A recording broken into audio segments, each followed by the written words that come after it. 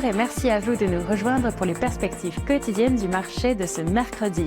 Aujourd'hui me rejoint Fernande de la salle des marchés pour nous donner toutes les dernières informations.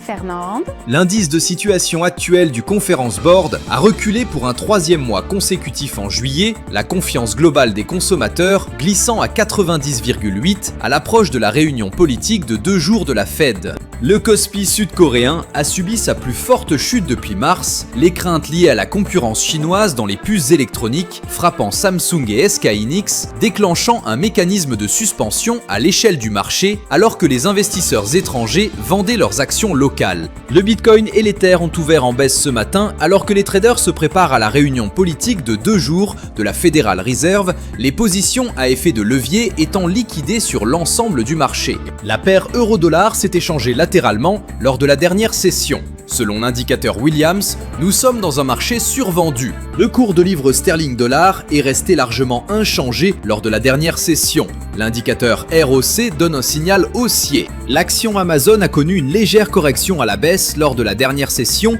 perdant 0,3%. L'indicateur ROC donne un signal haussier. La paire dollar australien-dollar a connu une correction baissière lors de la dernière session, chutant de 0,1%.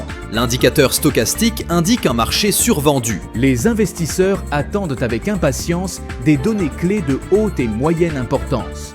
Restez au courant pour anticiper les variations de cours. Les marchés digèrent rapidement les nouvelles, mais des ajustements se produisent parfois dans les heures ou jours suivants. Surveillez donc l'évolution à plus long terme. Nous espérons que vous avez apprécié les perspectives quotidiennes du marché de ce mercredi. Nous souhaitons à chacun de vous une journée de trading productive. Reconnectez-vous demain matin pour entendre les dernières nouvelles et les événements des marchés financiers.